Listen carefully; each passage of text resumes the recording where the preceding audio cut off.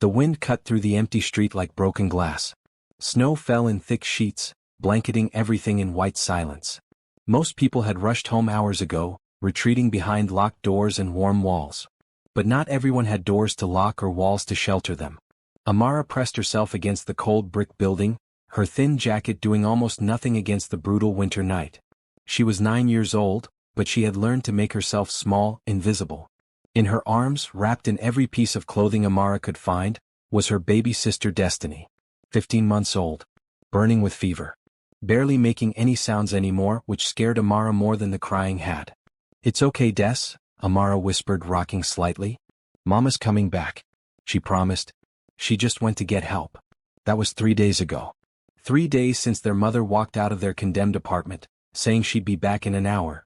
3 days since Amara realized no one was coming. 3 days of keeping Destiny alive on the streets, begging for food, searching for warm places to hide when night fell. Amara's fingers were numb. She couldn't feel her toes anymore. But she kept rocking, kept holding her sister close, kept breathing warmth onto Destiny's pale face. A car's headlights swept across the street. Amara tensed, pulling Destiny closer. Most cars just passed by. Some people stared.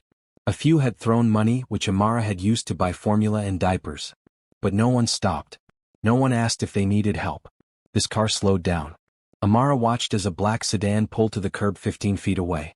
The engine idled for a moment, windshield wipers pushing away the snow. Then the door opened. A man stepped out. Tall, wearing an expensive coat that probably cost more than Amara's entire life.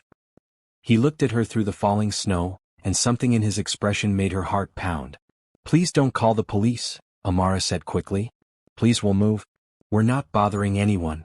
The man took a step closer. He had dark hair going gray at the temples, tired eyes, lines on his face that suggested he didn't smile often. "Are you hurt?" Amara shook her head even though everything hurt. "We're fine. We're just waiting for our mama." The man glanced at the empty street, at the closed businesses, at the snow piling up everywhere. His gaze returned to the bundle in Amara's arms. "Is that your sister?" "Yes, sir." Amara's voice cracked. "Her name is Destiny. Can I see her?" Every instinct screamed at Amara to say no, to protect Destiny from this stranger. But when she looked down at her sister's flushed face, at the way her little chest struggled with each breath, she knew the truth. Destiny needed help. Real help. The kind Amara couldn't give her. Slowly, carefully, she pulled back the layers of clothing covering Destiny's face. The man's expression changed. His jaw tightened. He crouched down to Amara's level, and she could see genuine concern in his eyes. "How long has she been sick?" 2 days. Maybe 3. I don't know anymore." Tears froze on Amara's cheeks. "I tried to keep her warm. I tried to get help, but no one would listen. They said I was making it up, that I needed to go home. But we don't have a home anymore." The man pulled out his phone. "I'm calling an ambulance." "No." Amara grabbed his arm with her free hand. "Please, no ambulance. They'll take us away. They'll separate us. I promised I'd keep her safe. Your sister needs a doctor. Right now." "I know." Amara's voice dropped to barely a whisper. The next words felt like they were tearing out of her chest. "Please, save my sister first." The man stared at her. Something shifted in his face like a wall crumbling. He looked at this little girl who had nothing, who was freezing and starving, who still put her sister before herself, and Amara saw his eyes get wet. "I'm taking you both to the hospital," he said quietly. "Right now. No arguments. But what if they... I'll make sure you stay together. I promise." He stood up, already dialing. "My name is Ethan Bradford. What's yours?" "Amara. Amara Johnson." "Amara, I need you to trust me. Can you do that?" "Trust." The word felt foreign. Amara had trusted her mother to come back. She trusted that someone would help if things got bad enough. She trusted that the world wasn't as cruel as it seemed. But Destiny was dying. Amara could feel it in how light her sister felt, how her breathing sounded wrong, how her fever burned through all the layers between them. "Okay," Amara whispered. Ethan finished his call, then gently scooped up both girls in his arms. Amara was too tired to protest, too cold to do anything but hold on to Destiny as this stranger carried them toward his warm car. He settled them in the back seat, turned the heat up high, and grabbed a blanket from the trunk to wrap around them. "St. Mary's Hospital is 10 minutes away," he said, climbing into the driver's seat. "We'll get there faster than any ambulance." As the car pulled away from the curb, Amara watched the snowy street disappear behind them. The place where she'd spent 3 desperate days trying to survive. The place where she'd thought they might die. "Thank you," she whispered, but Ethan didn't hear her over the heater and the windshield wipers. She looked down at Destiny, whose eyes had closed. "We're going to be okay, Des." Someone finally stopped. If you care about stories that remind us to see the people who need help right in front of us, hit that subscribe button. Drop a comment. Would you have stopped for Amara and Destiny? What would you have done? The hospital's emergency room was bright and loud. Nurses and doctors moved quickly when Ethan rushed in carrying the 2 girls. Amara barely registered what was happening. People kept asking questions. Someone tried to take Destiny from her arms, and she screamed until Ethan knelt beside her. "They're going to help her," he said gently. "But they need to examine her. You can stay close. I won't leave you. Promise?" "I promise." Amara let the nurse take Destiny, but she followed right behind, ignoring her own chattering teeth and frozen fingers. In the examination room, she stood pressed against the wall, watching everything they did. Taking Destiny's temperature. Listening to her heart. Putting in an 4-line that made Amara's stomach turn. "Severe dehydration and respiratory infection," a doctor said to Ethan, who had stayed despite not being family. "Another day or 2 without treatment." The doctor didn't finish the sentence. She didn't have to. "Will she be okay?" Amara's voice was tiny in the busy room. The doctor looked at her properly for the first time. At this little girl with haunted eyes, wearing clothes that hadn't been washed in weeks, standing there like she was ready to fight anyone who tried to hurt her sister. "We're going to do everything we can," the doctor said, her tone gentler. "She's going to need to stay here for a while. We need to get fluids in her, start antibiotics, monitor her breathing. Can I stay with her? Are you her sister?" "I'm all she has." Amara's chin lifted. "I take care of her. I always take care of her." The doctor glanced at Ethan, questions in her eyes. He stepped forward. "Is there somewhere we can talk privately?" Another nurse, younger than the first, approached Amara. "Hi, sweetheart. While the doctors talk to your friend, why don't we get you checked out too? When's the last time you ate?" Amara wanted to say she wasn't hungry, but her stomach betrayed her with a loud growl. "Yesterday. Maybe. I don't remember. Come with me. We'll get you something warm to eat and I'll make sure you can see your sister the whole time. Deal?" Amara looked at Destiny, now lying on the hospital bed, already looking less gray with the oxygen mask on. She looked at Ethan, who nodded encouragement. Then she followed the nurse to a chair positioned where she could watch the doctor's work. The nurse brought her hot soup, crackers, and apple juice. Amara tried to eat slowly, but she was so hungry that the food disappeared in minutes. The warmth spread through her, making her realize just how cold she'd been. How tired. How scared. "Where are your parents?" the nurse asked gently. "My mama left. My daddy? I don't know who he is. Never met him." "Where did your mama go?" "She said she'd be back."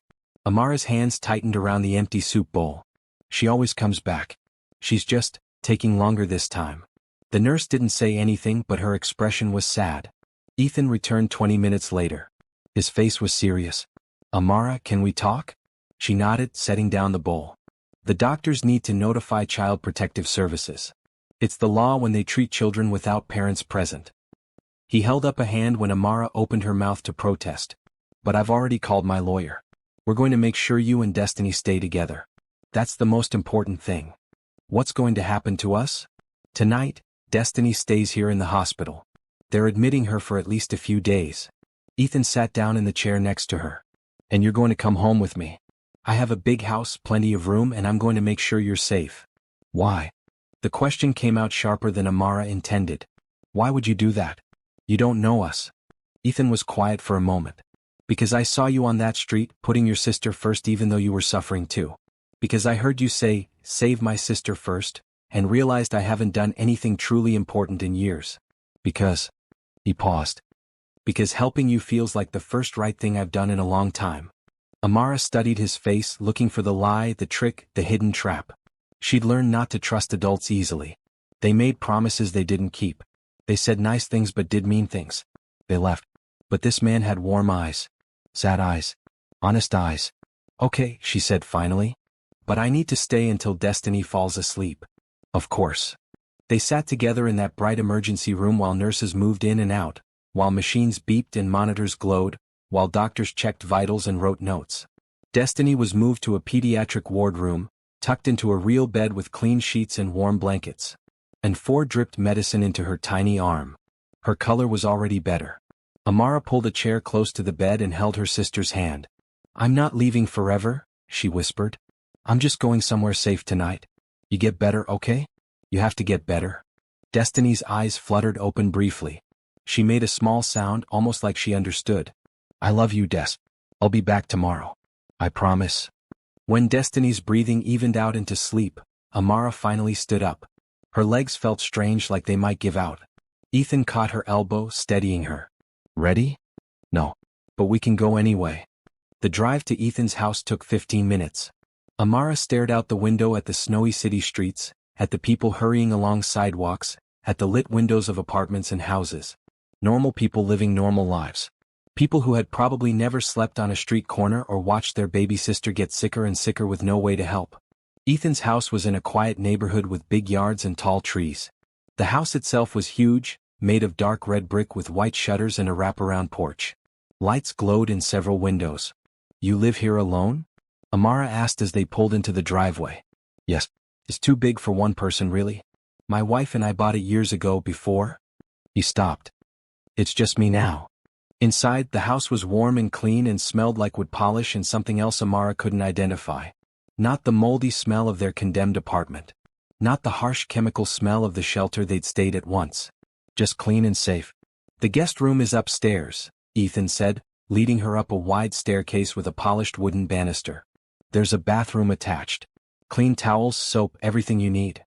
He opened a door to reveal a bedroom bigger than the entire apartment Amara used to share with her mother and sister. A large bed with a blue comforter. A dresser. A desk by the window. A bookshelf filled with books. "This is all for me?" Amara couldn't quite believe it. "All for you. Are you hungry?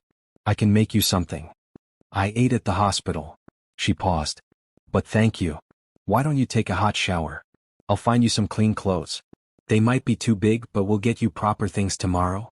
Ethan moved toward the door. "I'll be downstairs if you need anything. Anything at all." After he left, Amara stood in the middle of that perfect room, trying to process everything that had happened. This morning she'd woken up on a freezing street corner, terrified her sister was dying.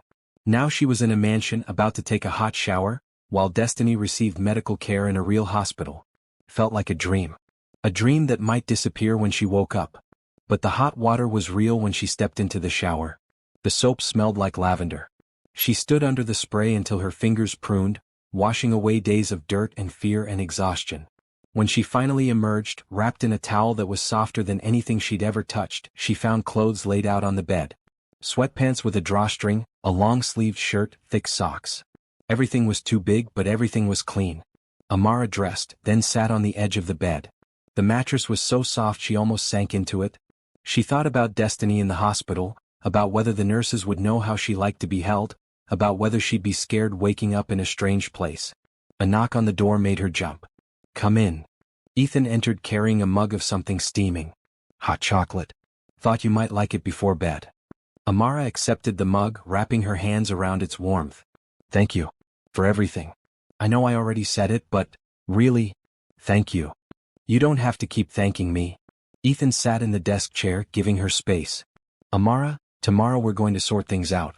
Talk to social services, make sure Destiny gets the care she needs, figure out what comes next. But tonight I just want you to rest. You've been taking care of your sister all by yourself and you've been so brave. But you don't have to be brave every single minute. Not here." Something in Amara's chest cracked open. The fear she'd been holding back for 3 days, for 3 months, for her entire life, suddenly rushed to the surface. Tears came fast and hard and she couldn't stop them. Ethan didn't tell her not to cry. He didn't say everything would be okay. He just handed her a box of tissues and waited. "I was so scared," Amara sobbed. "I thought she was going to die. I thought no one would stop. I thought we'd just freeze there and no one would even notice. But someone did stop. I stopped." "Why?" Amara looked at him through her tears. "Everyone else just drove by. Why did you stop?" Ethan was quiet for a long moment. "Honestly, I almost didn't. I was on my way home from a business dinner, thinking about a deal that fell through, feeling sorry for myself. I saw you on the sidewalk and my first thought was to keep driving. Let someone else handle it." He met her eyes. Then I saw you holding your sister and I thought about what kind of person I've become. Someone who drives past a child in need because it's inconvenient. And I didn't like that person. You're not a bad person. You helped us. I should have helped sooner. I should have seen sooner. He stood up. Get some rest, Amara. We'll go visit Destiny first thing in the morning. After he left, Amara climbed under the covers. The bed was so comfortable, so warm, so safe. But she lay awake for a long time, staring at the ceiling, half expecting to wake up back on that cold street. Tomorrow would bring questions, social workers, decisions about their future. Tomorrow would bring uncertainty and fear and all the things she'd been running from.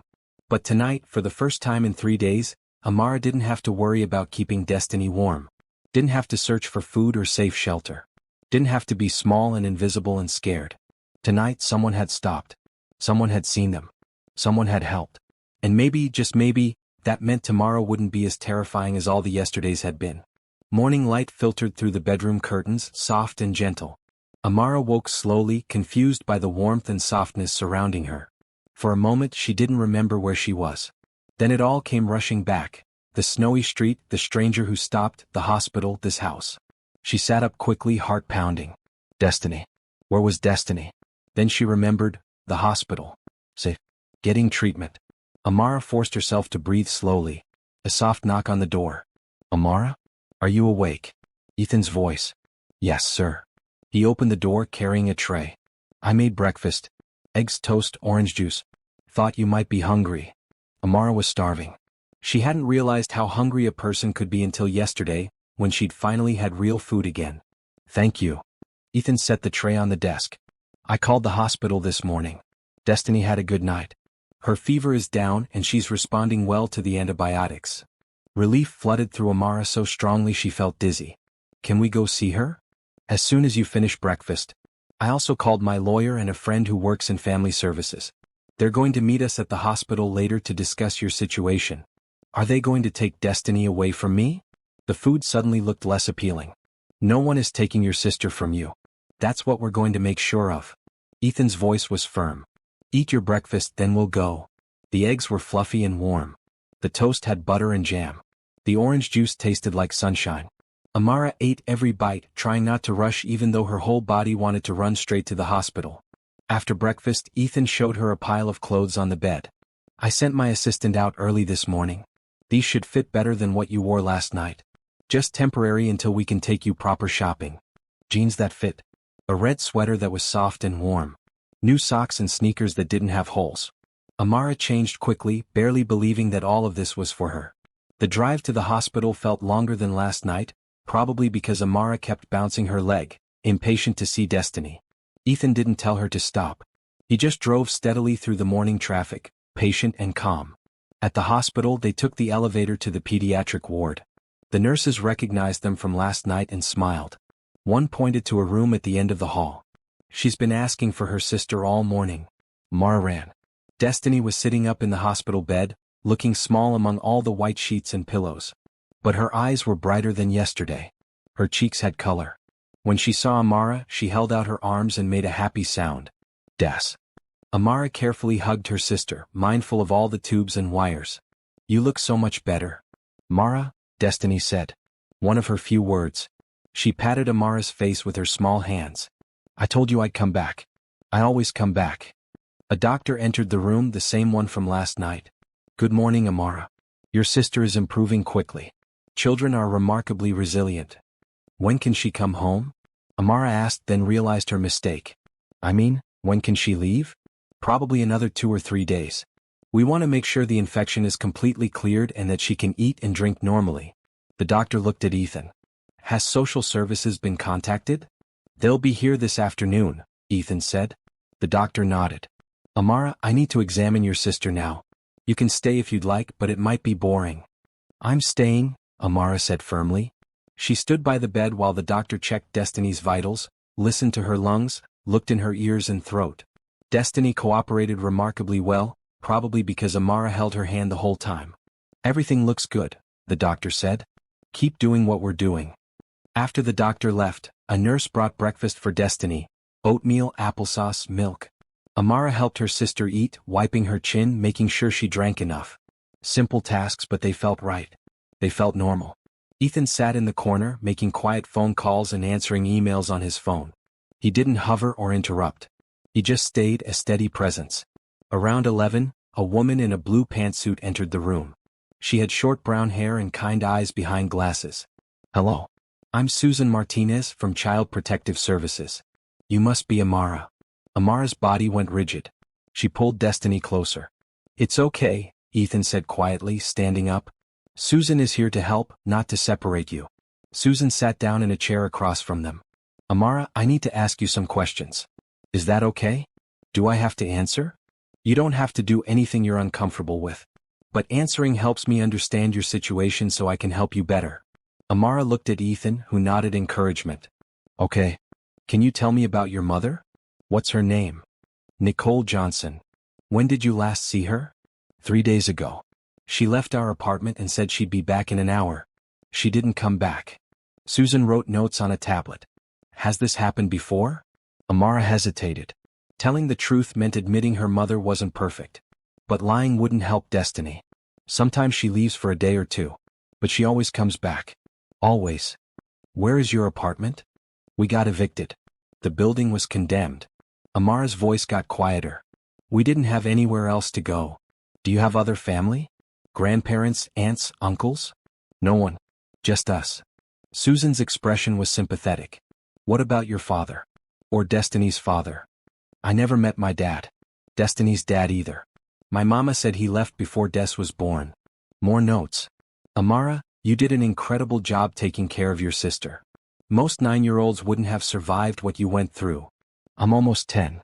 It seemed important to correct that. Even so, you showed remarkable courage." Susan looked at Ethan. "Mr. Bradford has told me he's willing to serve as a temporary guardian while we locate your mother and assess the situation. Are you comfortable with that arrangement?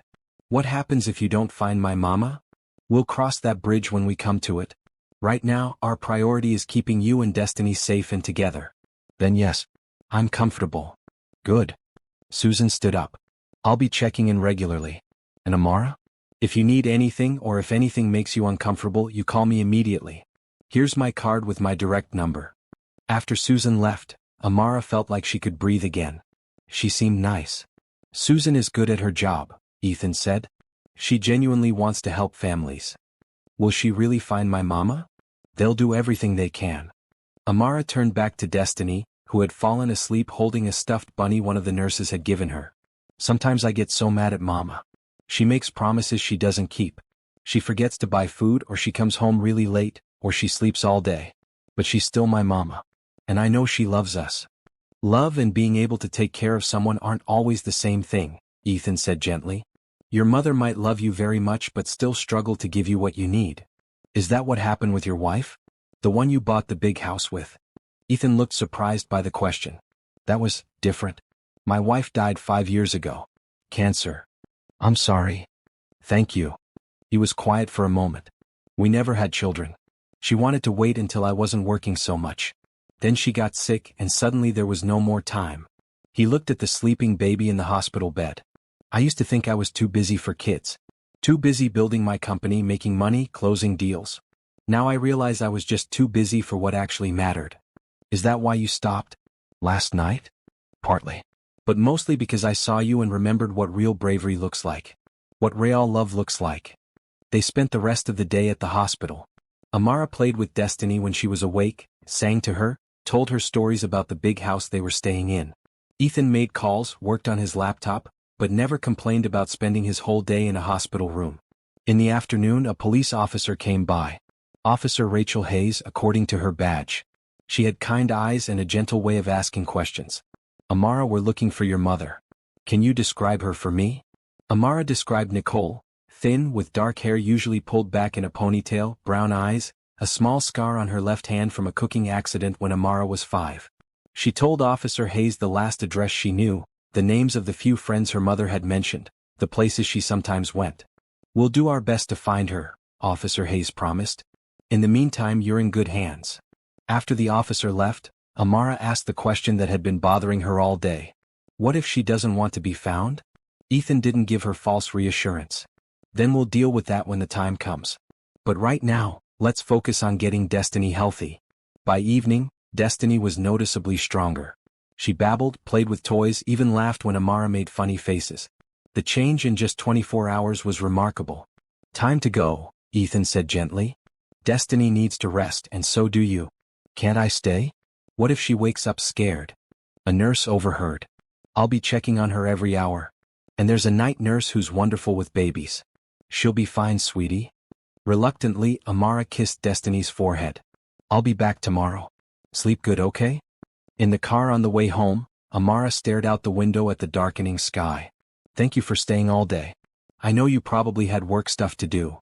Nothing more important than making sure you and Destiny were okay." Back at the house, Ethan made dinner, pasta with tomato sauce and garlic bread. Simple but delicious. They ate at the kitchen table, and Amara found herself relaxing slightly. This man who had been a stranger yesterday was starting to feel safe. "What happens next?" she asked, pushing pasta around on her plate. "Tomorrow we go back to the hospital. We keep visiting Destiny every day until she's released. Meanwhile, the authorities search for your mother. And you?" He paused. "You get to just be a kid for a while. No taking care of anyone else. No worrying about food or shelter. Just rest." "I don't know how to do that." "Then we'll figure it out together." That night, lying in the comfortable bed in the guest room, Amara thought about Susan's questions, about the police looking for her mother, about what might happen next. The uncertainty was terrifying. But when she closed her eyes, she didn't see that frozen street corner. She saw Destiny's bright eyes, her sister's improving color, the way she'd laughed today. Someone had stopped. Someone had helped. And for the first time in Amara's life, she didn't feel completely alone. 3 days passed in a gentle rhythm. Every morning, Ethan and Amara drove to the hospital. Every day, Destiny grew stronger. The tubes came out. The monitors were removed. She started eating solid food and crawling around the hospital bed. On the 4th morning, Ethan received a phone call while they were having breakfast. Amara watched his face change as he listened, becoming more serious. "They found the apartment building," he said after hanging up. "Officer Hayes wants to meet us there this morning.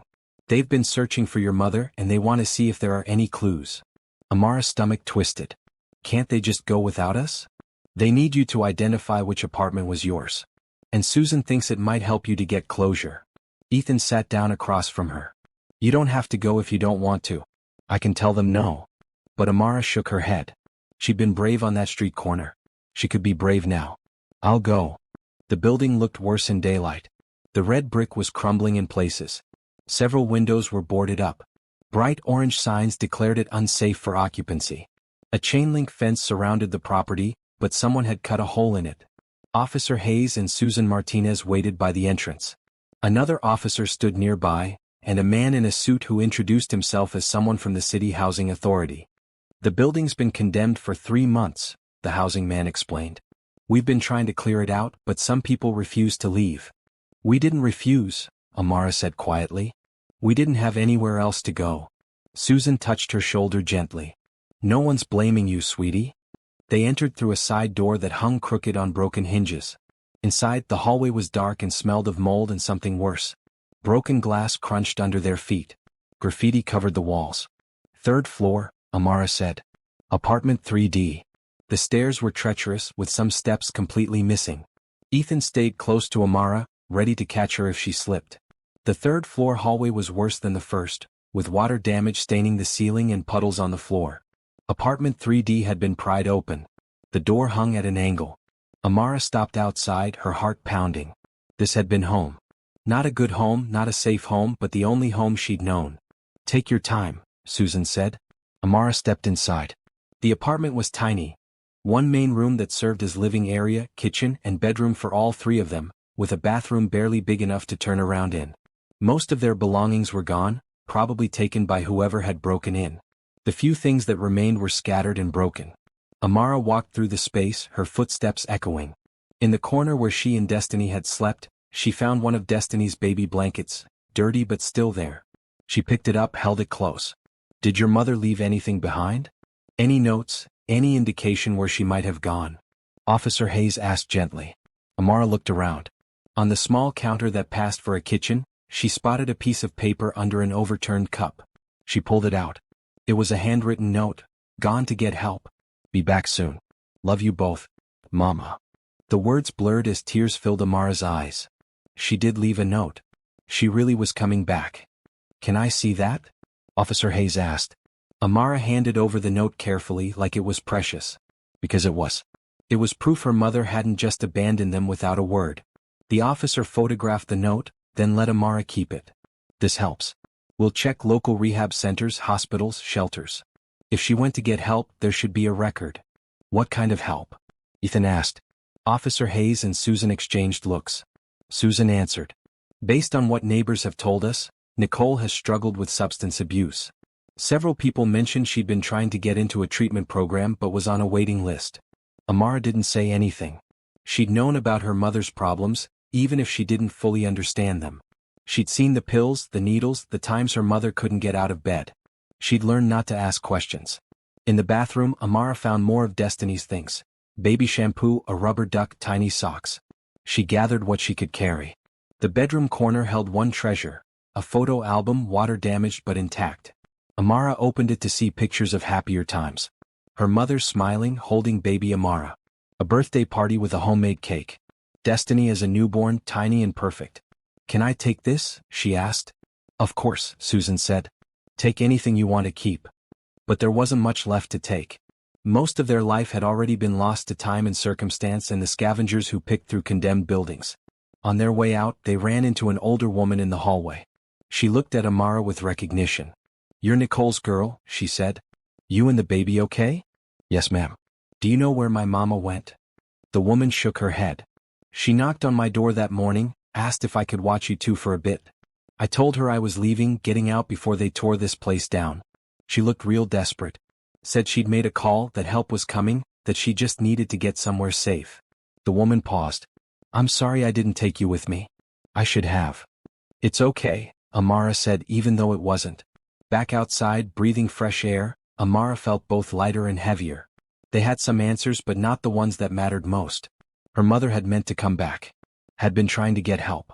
But where was she now? What happens next? Amara asked as they walked back to Ethan's car.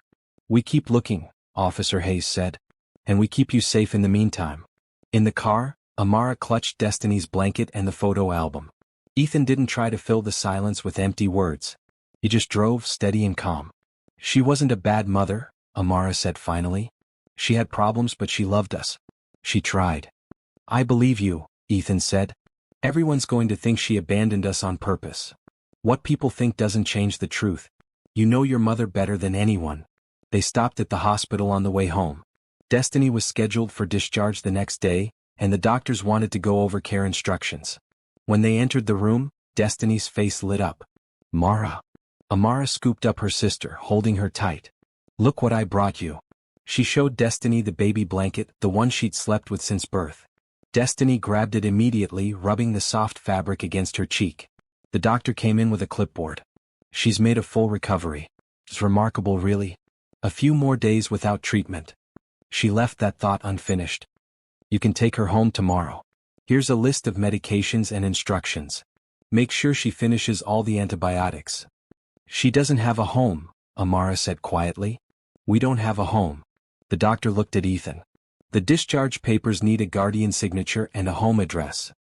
They'll come home with me, Ethan said without hesitation. I've already set up a room for the baby, hired a nurse to help during the day, got all the supplies they'll need. The doctor nodded, making notes. That works. We'll need to schedule a follow-up appointment in 2 weeks. After the doctor left, Amara sat on the bed with Destiny in her lap. Did you really set up a room for her? I did. Want to see it when we get home. You didn't have to do all that. I wanted to. Ethan sat in the chair by the bed. Amara, I know this situation is temporary. I know you're hoping your mother will be found, that things will go back to normal. But while you're with me, I want you to feel like it's your home too. Not just a place you're staying. Why are you being so nice to us? Because you deserve it. Because every child deserves safety and kindness and someone who shows up. He paused. And honestly? Because taking care of you two has made me feel more human than I have in years. That evening back at the house, Ethan showed Amara the nursery he'd prepared. The room next to Amara's had been transformed. A crib with a mobile hanging above it. A changing table stocked with diapers and wipes. Shelves full of baby toys. A rocking chair by the window. When did you do all this? Amara asked, amazed. I had help. My assistant, some contractors, the nurse I hired. He opened the closet to reveal baby clothes in various sizes. I wasn't sure what you'd need, so I got everything. Amara walked around the room, touching things gently. A stuffed elephant. A soft blanket. Board books about animals and colors. Destiny's going to love this. I hope so. That night, Amara sat on her bed, looking through the photo album she'd rescued. Pictures of a life that felt both very close and very far away. Her mother's face, smiling in photos from before things got bad. Before the evictions and the addiction and the desperate choices. A knock on the door. Ethan, carrying 2 mugs of hot chocolate. Thought you might want some, he said. They sat together, drinking in comfortable silence. Finally, Amara spoke. Do you think they'll find her? I don't know. What happens if they don't? Then we figure out what's best for you and Destiny. One day at a time. Would we have to go to foster care? Not if I have anything to say about it. Ethan set down his mug. Amara, I can't make you promises about the future. But I can promise that I will do everything in my power to keep you and your sister together and safe. Even if my mama never comes back? Even then. Amara looked at this man who had been a stranger less than a week ago. Who had stopped when everyone else drove past. Who had opened his home and his heart without asking for anything in return. Thank you, she whispered. For everything. You're welcome. Now get some sleep.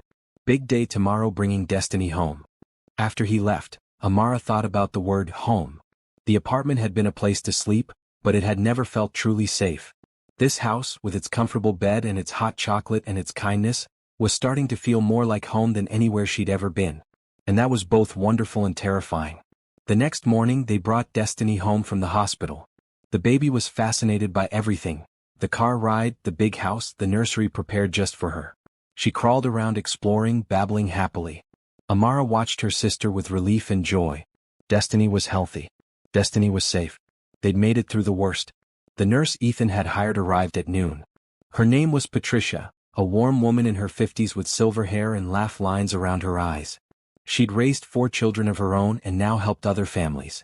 Hello, sweet girl, Patricia said to Destiny, who immediately held up her arms to be picked up. Aren't you friendly? But when Patricia tried to take Destiny from Amara, the baby cried and clung tighter. She doesn't know you yet, Amara said, defensive. That's okay. We'll take our time. Patricia smiled. How about you show me around? Tell me about Destiny's routine, what she likes, what makes her comfortable. Slowly, Amara relaxed. Patricia didn't try to take over or tell Amara she was doing things wrong. She just listened, made notes, offered gentle suggestions. You've done an amazing job taking care of your sister, Patricia said. But you're still a child yourself. Let me help carry some of the weight. What if I forget how? What if I stop being useful? Patricia looked at her kindly. Taking care of someone isn't what makes you valuable, Amara. You're valuable just by being you. Over the next few days they fell into a routine. Mornings were for playing with Destiny, making sure she ate well, taking her for walks in the stroller Ethan had bought. Patricia was there to help, but she let Amara lead, respecting the bond between the sisters. Afternoons were different. Ethan had enrolled Amara in the local elementary school, but before she started, he'd hired a tutor to assess what she'd missed. The tutor, Mr. James, was patient and encouraging. You're actually ahead in reading, he told Amara after their first session. And your math skills are solid. You've just got some gaps from missing school. I used to read to Destiny all the time, Amara said. From the library books. Well, it paid off. You're a bright kid. But going to school was terrifying. Amara hadn't been in a classroom in months. What if the other kids asked questions? What if they found out she'd lived on the street? What if they made fun of her? The night before her first day, she couldn't sleep. Finally, she crept downstairs to get water and found Ethan in the kitchen making tea. Can't sleep? He asked. Amara shook her head. Want to talk about it? Everything spilled out. Her fears about school, about the other kids, about not fitting in, about being behind, about being different. Ethan listened to all of it. Then he said, when I was in 5th grade, my parents went through a messy divorce. We lost our house. My mom and I lived in her car for 3 months. Amara stared at him. Really? Really? I was so scared to go to school, scared someone would find out. But you know what I learned? Most people are dealing with their own problems.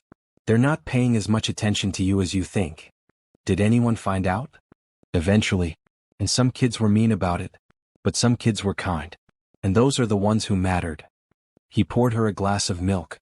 You're not going to school to prove anything to anyone. You're going to learn to make friends to be a kid. If people ask about your situation, you can share as much or as little as you want. What if I can't do it? Then we'll figure something else out.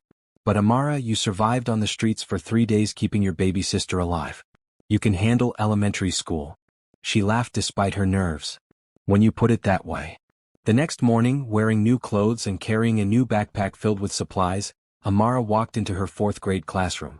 The teacher, Mrs. Peterson, greeted her warmly and introduced her to the class without making a big deal of it. Class, this is Amara Johnson. She'll be joining us starting today. Let's make her feel welcome. The kids said hello, then went back to their morning work. It was anticlimactic, which was perfect. At recess, a girl with braids approached her. Want to play jump rope? I don't really know how, Amara admitted. I'll teach you. I'm Keisha. Wait, let me use a different name. I'm Brianna. Cool. Come on. Just like that, Amara had her first friend. The days began to blur together in the best way. School in the mornings, where Amara discovered she actually enjoyed learning when she wasn't exhausted and starving. Home in the afternoons to play with Destiny. Dinners with Ethan where they talked about their days. But underneath the routine, worry gnawed at her. 2 weeks had passed since that night on the street. 2 weeks with no word about her mother. Officer Hayes called regularly with updates, but they all amounted to the same thing. Nothing. No Nicole Johnson checked into any treatment centers. No Jane Does matching her description in hospitals. No arrests or sightings or leads. It was like her mother had vanished. What if something bad happened to her? Amara asked Susan during one of her check-in visits. What if she's hurt somewhere? We're doing everything we can to find her, Susan said gently. But Amara, we also need to start thinking about long-term plans for you and Destiny. What do you mean? Mr. Bradford has formally applied to become your temporary foster parent. If your mother isn't found within the next few weeks, we'll need to start court proceedings to determine custody. But what if she comes back? What if she's looking for us? If she comes back, we'll deal with that then. But we can't leave you in limbo forever. That night, Amara asked Ethan about it. They were in the living room, Destiny asleep upstairs, a fire crackling in the fireplace. Do you really want to be our foster parent? She asked. Yes. Why? Ethan set down the book he'd been reading. Because I care about you. Both of you. Because I want to make sure you're safe and cared for. Because... He paused. Because having you here has filled a hole in my life I didn't even know was there. But we're not your real family. Family isn't always about blood, Amara. It's about who shows up, who stays, who cares. My mama cared. She just couldn't show up. I know. And that must hurt. It did hurt. It hurt so much that sometimes Amara felt like her chest might crack open from it. Her mother had loved them but hadn't been enough. Had tried but had failed. Had promised but had disappeared. Do you think I'll end up like her? Amara asked quietly. Do you think I'll have problems like she did? No. You know why? Because you're aware of the possibility, and you're strong enough to make different choices. Ethan moved to sit next to her on the couch. Your mother's struggles don't define you. They're part of your story, but they're not the whole story. What is my whole story? That's for you to write. But I'll tell you what I see. A brave, smart, loving girl who protected her sister against impossible odds. A girl who's learning to trust again. A girl with her whole future ahead of her. Amara leaned against his shoulder, something she'd been too wary to do before. Thank you for not giving up on us. Thank you for letting me in. Upstairs, Destiny cried out. Both of them stood immediately, but Amara was faster. I've got her, she said. In the nursery, Destiny was standing in her crib, tears on her cheeks. Amara picked her up, rocking her gently. Just a bad dream, Des. You're okay. We're both okay. Destiny nestled against her, thumb in her mouth, settling quickly. But instead of putting her back in the crib, Amara carried her to the rocking chair by the window. Outside, snow was falling again. Soft and gentle, not the brutal storm from that terrible night. Amara watched it drift past the window, holding her sister close. We're going to be okay, she whispered. I don't know what happens next, but we're going to be okay. And for the first time since this all began, she almost believed it. Subscribe if this story is teaching you something about resilience, hope, and the power of showing up. Comment, what would you do if you were Ethan? How far would you go to help a stranger in need? 6 weeks after that frozen night, winter began loosening its grip. The snow melted into slush, then into puddles. Early crocuses poked through the mud in Ethan's front yard. Amara watched them from the window, amazed that something could grow in ground that had been frozen solid. Destiny had become a different baby. Healthy, happy, growing fast. She'd learned 3 new words: Mara, Amara, Ethan, and no. She loved to toddle around the house, exploring everything, making everyone laugh with her curiosity. Amara had settled into school. She'd become friends with Brianna and 2 other girls, Sophia and Jasmine. Wait, I used Jasmine. Let me fix that. Sophia and Kayla. They ate lunch together, played at recess, started doing homework as a group. But underneath the routine, the question remained: where was Nicole Johnson? The police had expanded their search beyond the city. They checked neighboring states, contacted family services across the region, followed every possible lead. Nothing. It's like she vanished into thin air, Officer Hayes said during one update. I'm sorry, Amara. We haven't given up, but the trail has gone cold. Susan had started the paperwork for Ethan to become a licensed foster parent. Home inspections, background checks, interviews, training classes. He passed everything easily. The court hearing is scheduled for next month, Susan told them during a visit. At that point, Ethan will officially become your foster parent unless Nicole is found before then. And if she shows up after? Amara asked. Then there will be another hearing to determine what's in your best interest. But that's a bridge we'll cross if we come to it. Amara didn't know how to feel. Part of her still hoped her mother would come back, would explain everything, would be healthy and ready to be a mom again. But another part of her was starting to accept that this life with Ethan might be permanent. And that wasn't entirely bad.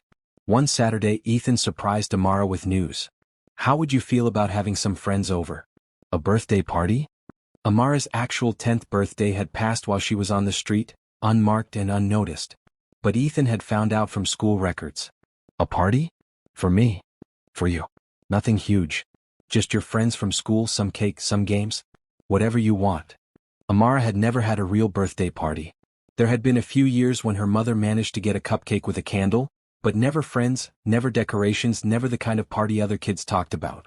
Can we really? We absolutely can. So start thinking about what you want. Amara planned carefully with Patricia's help. Decorations in purple and silver, her favorite colors. A cake shaped like a book since she loved reading. Games in the backyard. Pizza for dinner. On the day of the party, Amara wore a new purple dress that Ethan had taken her shopping for. Destiny wore a matching purple outfit because she insisted on being like her big sister. Brianna, Sophia, and Kayla arrived with presents wrapped in bright paper. They oohed and awed over the decorations, played games on the lawn, ate pizza and laughed. When it was time for cake, Patricia brought it out with 10 candles blazing. Everyone sang happy birthday, while Amara stood there, overwhelmed. Make a wish, Ethan said gently. Amara closed her eyes. She wished for her mother to be safe wherever she was. She wished for Destiny to grow up happy. She wished for this feeling, this warmth, this belonging to last. She blew out all the candles in one breath. Opening presents was almost too much. Books from Brianna. Art supplies from Sophia. A friendship bracelet from Kayla. And from Ethan, a beautiful journal with her name engraved on the cover. For writing down your thoughts, he said. Or stories or anything you want. After the party, after her friends went home, Amara sat in her room with the journal open on her lap. She wrote her first entry. Today I turned 10 years old. I had a birthday party with friends and cake and presents. Ethan made it happen. He keeps making good things happen. I don't know where my mama is, but I hope she's okay. I hope she knows I still love her even though I'm learning to be happy here. Is it okay to be happy when she's missing? I feel guilty sometimes. But then Destiny laughs or Ethan makes pancakes or Patricia tells a funny story, and I can't help being a little bit happy. Maybe that's okay. Maybe I can miss my mama and still have good days. She closed the journal and looked at the small pile of presents on her desk. For the first time in her life she felt like a normal kid. Not someone managing an adult's problems. Not someone keeping a secret about where she slept at night. Just a 10-year-old girl having a birthday party. The next week brought another milestone. Ethan took both girls to his office. He'd mentioned his work before, but Amara had never seen where he went every day. The building was downtown, all glass and steel, with Bradford Enterprises written across the front in large letters. You own all this? Amara asked, staring up. The company owns it. I just run things. Inside, employees greeted Ethan with respect but also warmth. Several stopped to meet Amara and coo over Destiny. We heard you've joined Ethan's family, a woman named Miss Chin said. Wait, I can't use Chin. Let me revise. A woman named Miss Thompson said. He's been so much happier these past few weeks. Ethan's office was on the top floor with windows overlooking the whole city. Amara could see the hospital where Destiny had recovered. In the distance, though she couldn't make it out exactly, was the neighborhood where they used to live. "This is what you do every day?" Amara asked. "Usually. Though I've been working from home more lately." Ethan showed her around. The conference room with its big table, the break room with its fancy coffee machine, the cubicles where people typed and talked on phones. "It's very clean," Amara said. Ethan laughed. "Yes, it is. Very different from working from home with a toddler running around." At lunch, they went to a restaurant nearby. Destiny sat in a high chair, cheerfully throwing crackers on the floor. Amara tried to mind her manners, aware that people were watching them. "Relax," Ethan said. "You don't have to be perfect. Everyone's staring. They're probably thinking what a lovely family we make." Family. The word still felt strange and wonderful. On the walk back to the office, they passed a woman sitting on the sidewalk with a cardboard sign. Amara stopped short, memories flooding back. Ethan noticed. "You okay?" "That used to be me," Amara whispered. "Just a few weeks ago. But it's not you now. But it could have been. If you hadn't stopped." She couldn't finish the sentence. Ethan knelt beside her. "But I did stop. And you're safe. And that woman on the sidewalk, someone will stop for her too. We can't save everyone, but we can help when we're able."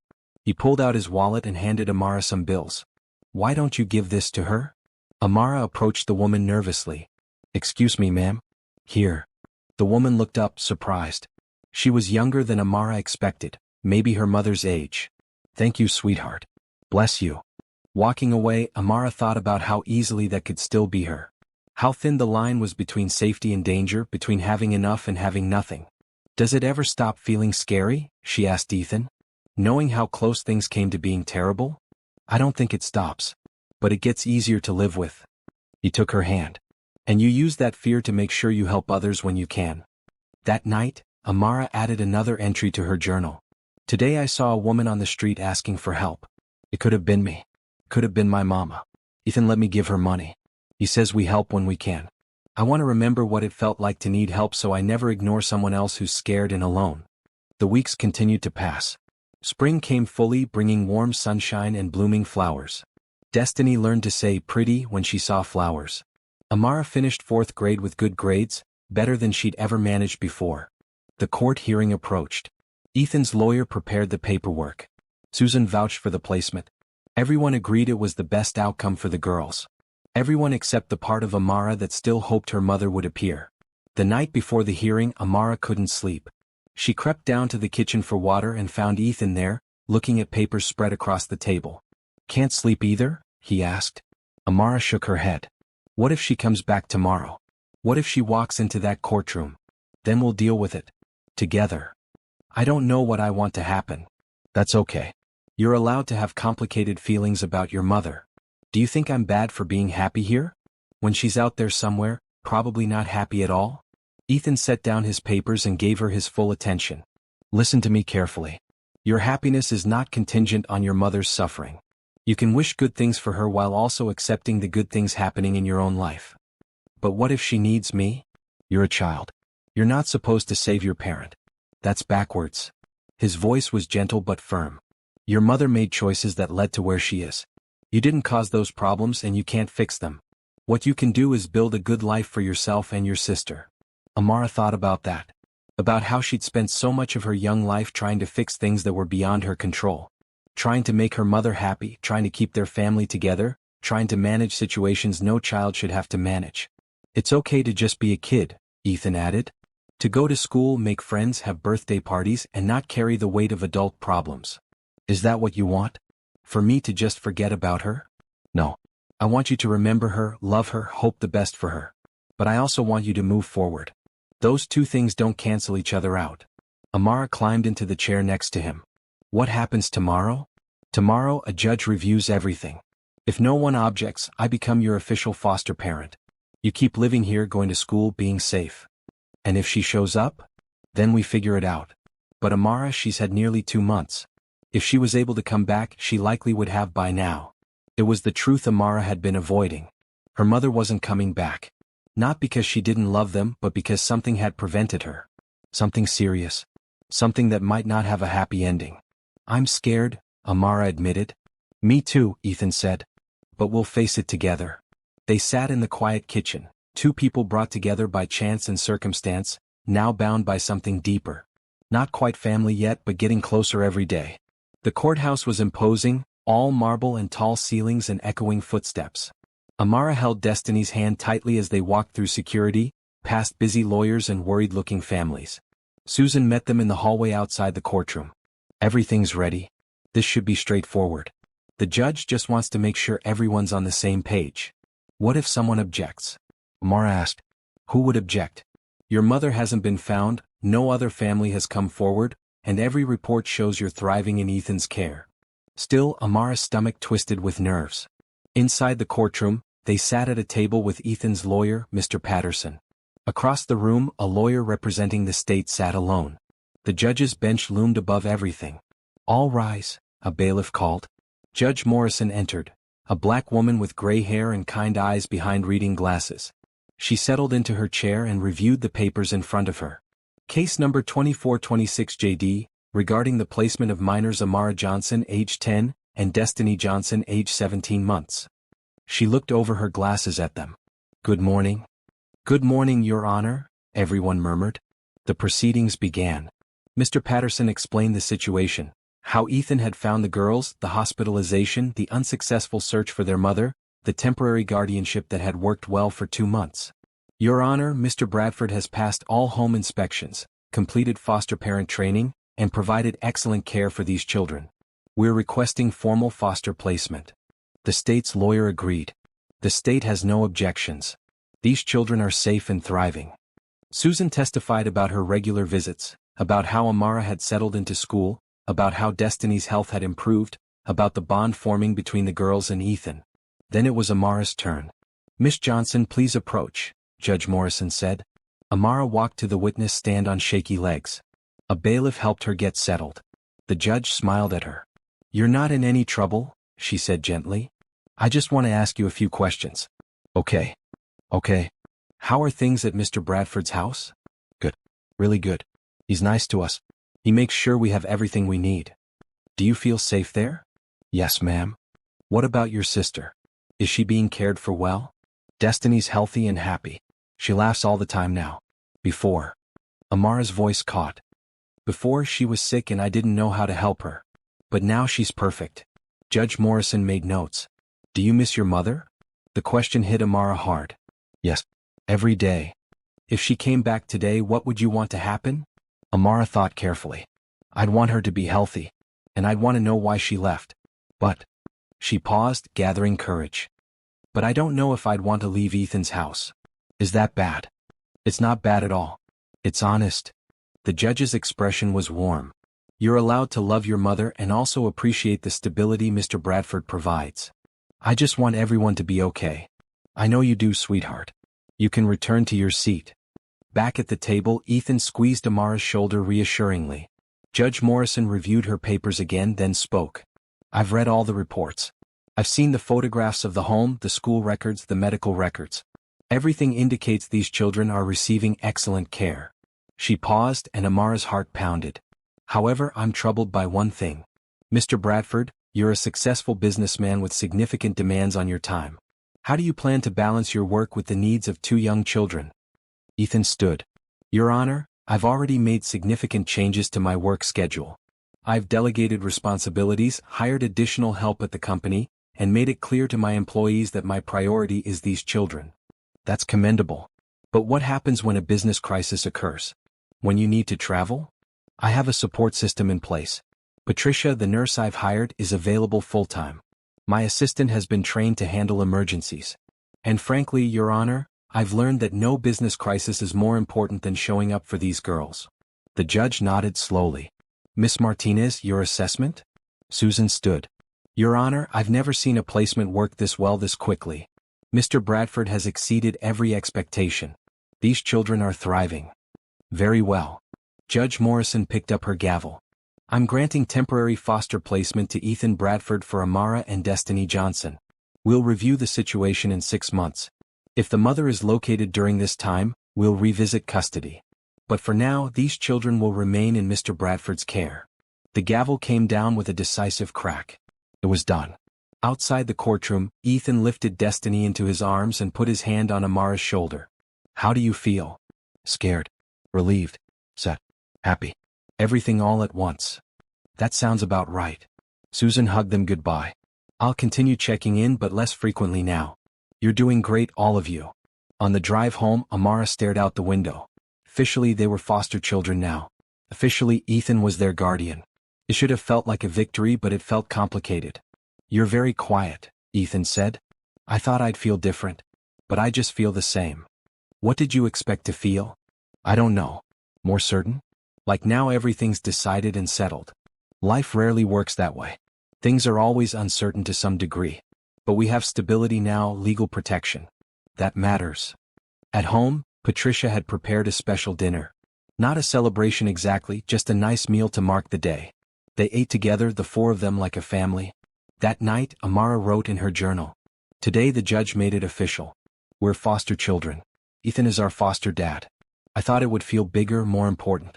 But it just feels like another day. Except it's not just another day. It's the day we officially became part of this family. I still miss my mama. I still wonder where she is. But I'm also grateful for Ethan and Patricia and this safe place. Is it possible to be sad and happy at the same time? Because that's how I feel. 2 weeks later, a letter arrived. Officer Hayes delivered it personally. We found something, she said, sitting down in Ethan's living room. A Jane Doe who matches Nicole's description was admitted to a hospital 3 states away 7 weeks ago. She'd overdosed, was unconscious for several days. When she woke up, she had significant memory problems. Amara's heart stopped. Is she okay? She's alive. Physically recovered. But she's been in a psychiatric facility since then, receiving treatment for addiction and memory issues. She just recently started remembering things, including having children. Can we see her? Amara asked immediately. Officer Hayes looked at Ethan, then back at Amara. That's complicated. She's still in treatment, not ready for visitors yet. But she's been asking about her daughters. The facility wants to arrange a supervised call first. When? This week if you're willing. Amara looked at Ethan, at Destiny playing on the floor, at this life they'd built. Then she nodded. I'm willing. The day of the call, Amara was a bundle of nerves. Ethan set up his laptop on the kitchen table, Patricia held Destiny nearby, and Susan came over for support. When the video call connected, Amara saw her mother's face for the first time in nearly 3 months. Nicole looked different. Thinner, older, with dark circles under her eyes. But her eyes were clear in a way Amara hadn't seen in years. Amara, Nicole breathed. Oh baby, I'm so sorry. Tears came instantly. Mama? Where have you been? I tried to get help. I called a crisis line, they sent an ambulance, but I collapsed before I could tell anyone about you girls. When I woke up, I didn't remember anything. It took weeks for my memory to come back. Nicole was crying too. I thought about you every second once I remembered. Are you okay? Is Destiny okay? We're okay. We're safe. A man named Ethan found us and he's been taking care of us. Nicole looked past Amara to where Ethan stood in the background. Is that him? Ethan stepped forward. Mrs. Johnson, I'm Ethan Bradford. Your daughters are doing well. They're healthy, safe, and cared for. Thank you, Nicole whispered. Thank you for stopping. Thank you for not leaving them. Can you come home? Amara asked. Can we be a family again? Nicole's face crumpled. Baby, I need to finish treatment. I need to get better, really better, before I can take care of you. The doctors say it might be months. But after? After you can? I don't know what happens after. But I'm going to work hard to get healthy. I'm going to do everything right this time. I promise. They talked for 30 more minutes. Destiny babbled at the screen, not quite understanding but happy to see Mama. Nicole cried seeing how big Destiny had gotten. She asked about school, about Ethan's house, about everything. When the call ended, Amara sat staring at the blank screen. You okay? Ethan asked gently. She's alive. She's getting help. That's good. But I don't know what happens now. Everything just got more complicated. Susan spoke up. The facility where your mother is staying has an excellent success rate. If she completes treatment, gets stable housing and employment, and demonstrates she can care for you safely, then yes, there could be a path to you going back with her. Do you want that? Ethan asked quietly. It was the question Amara had been avoiding. I want her to be healthy. I want her to be happy. I want to stop worrying about her.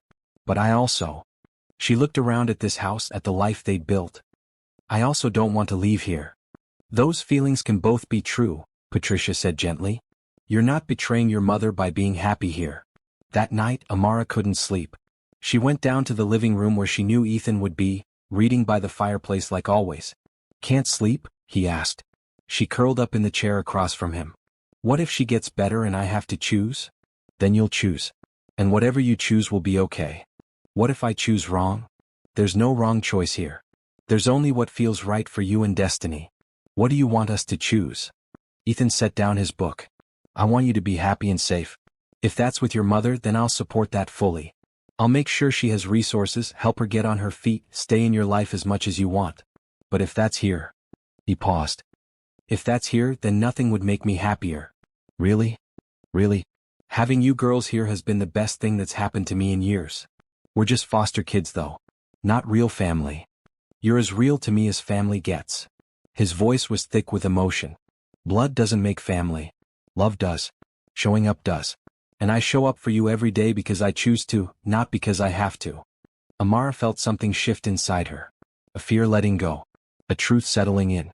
Whatever happened with her mother, she would always have this.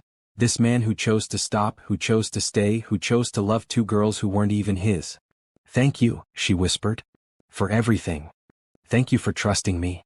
They sat in comfortable silence, the fire crackling, both of them thinking about the future and all its uncertain possibilities.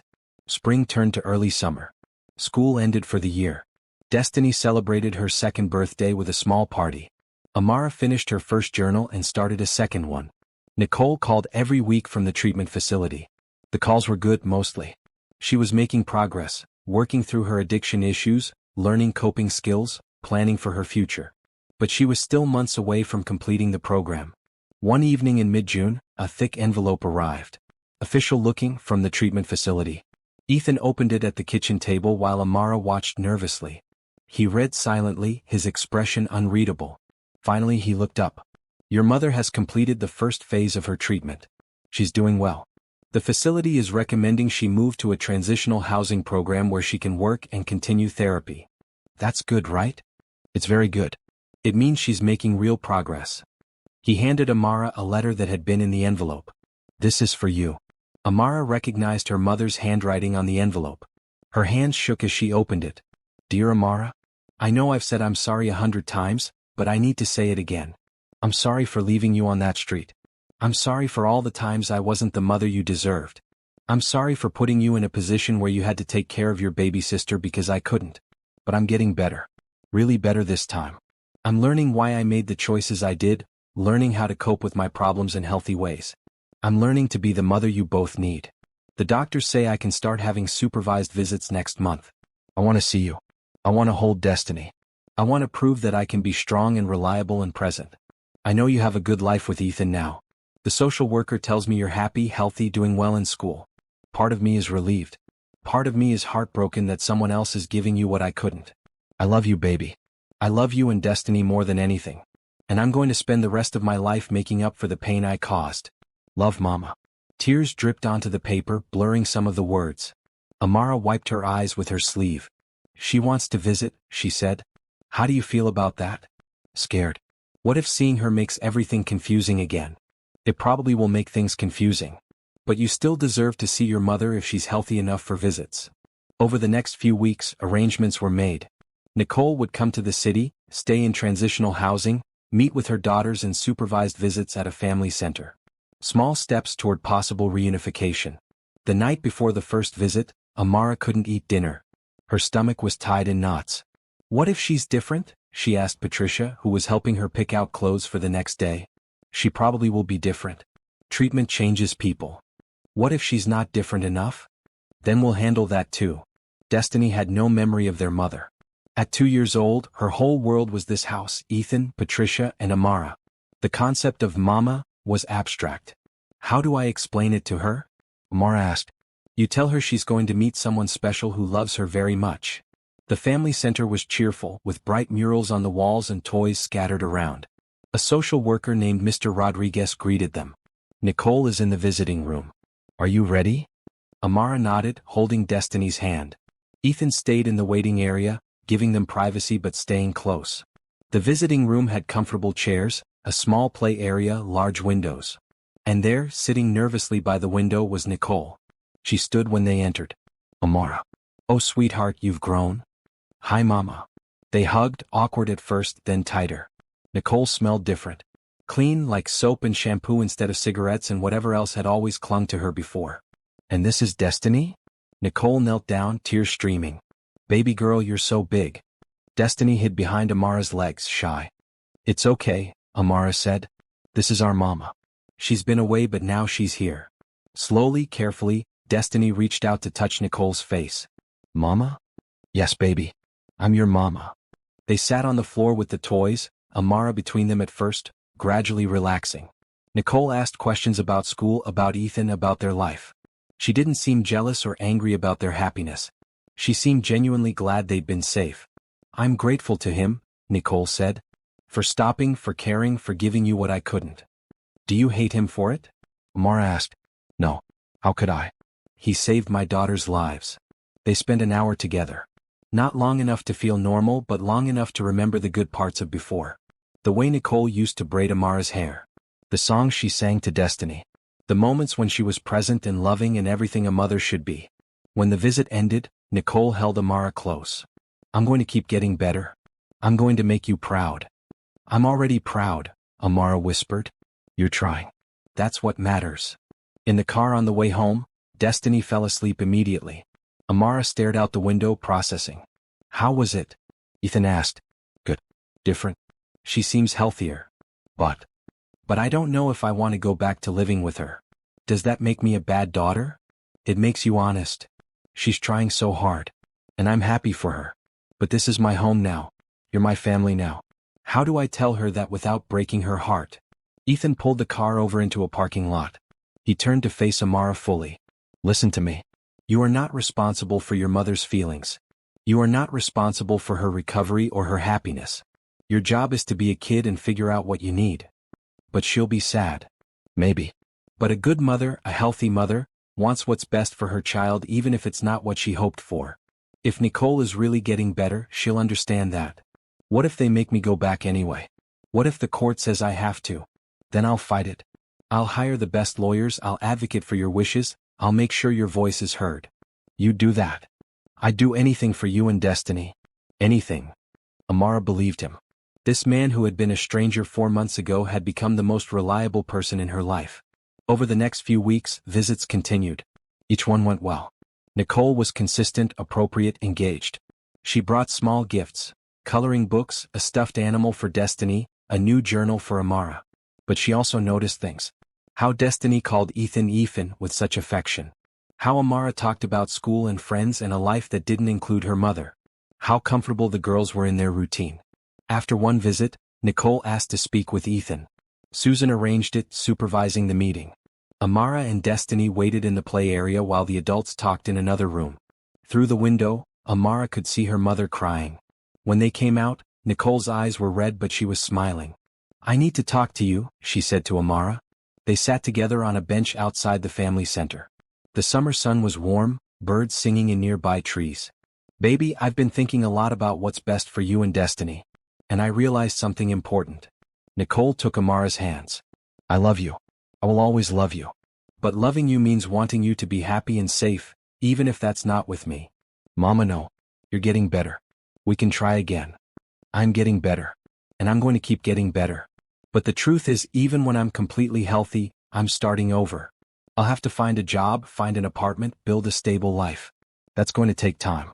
And you girls need stability now, not someday. Tears streamed down Amara's face. So what are you saying? I'm saying that Ethan loves you. He has the resources to give you everything you need. He's already been more of a parent to you in 4 months than I managed in 10 years. Nicole's voice broke. I'm saying that if he wants to adopt you, if you want him to adopt you, I won't stand in the way. You're giving up on us? No. I'm finally putting you first. There's a difference. Nicole pulled Amara close. I'll always be your mother. I'll always love you. But I don't have to be the person raising you for that to be true. They cried together, mourning what could have been, accepting what was. Inside the family center, Ethan waited with Destiny.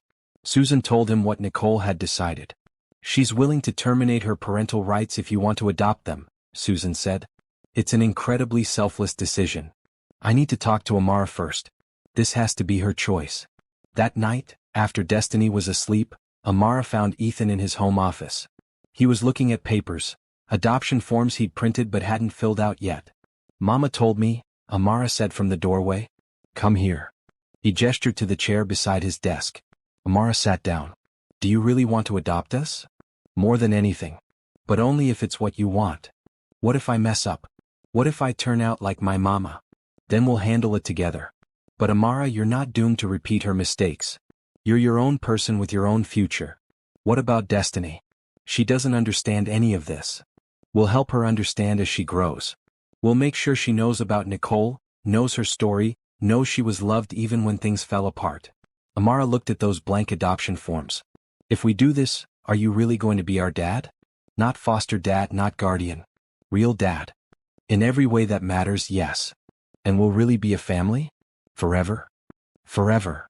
Amara thought about the past 4 months. How Ethan had shown up every single day. How he'd been patient with her fears, gentle with Destiny, consistent in his love. How he'd made them part of his life without asking for anything in return. Okay, she said quietly. I want you to adopt us. Ethan's eyes filled with tears. He pulled her into a hug. I promise I will spend the rest of my life being worthy of that trust. You already are. They sat together in the quiet office, holding each other, while outside the summer evening faded into night. Somewhere across town, Nicole was beginning the long journey of rebuilding her life without her daughters. It was sad, it was heartbreaking, but it was also right.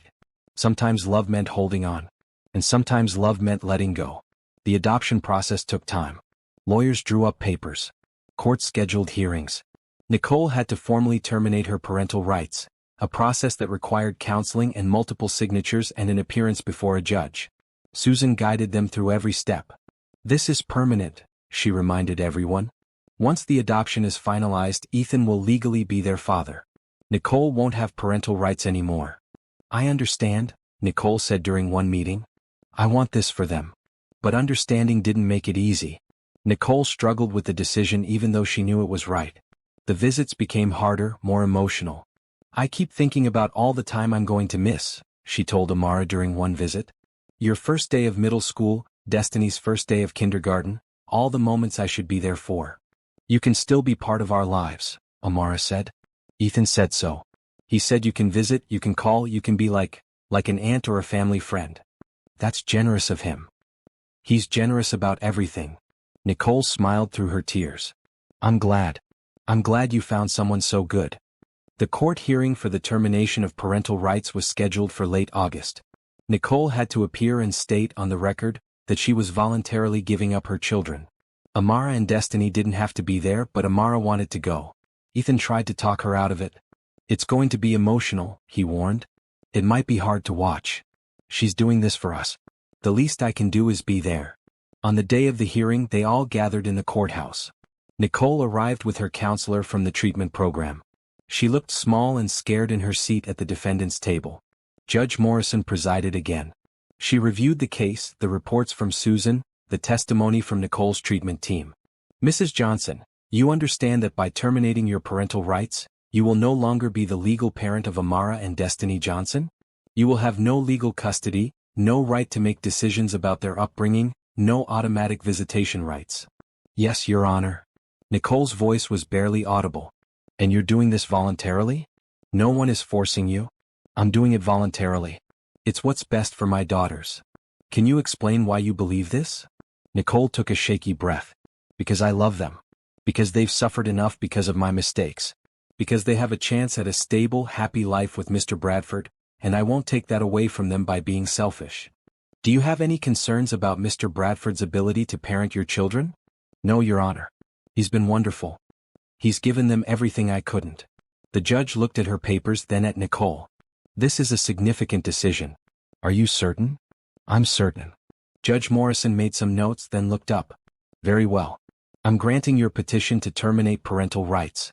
Mr. Bradford, your adoption petition can now proceed. She brought down the gavel. It was done. Nicole stood on shaky legs and looked across the courtroom to where Amara sat. Their eyes met. Nicole mouthed, I love you. Amara mouthed it back. Outside the courthouse, Nicole hugged both girls tightly.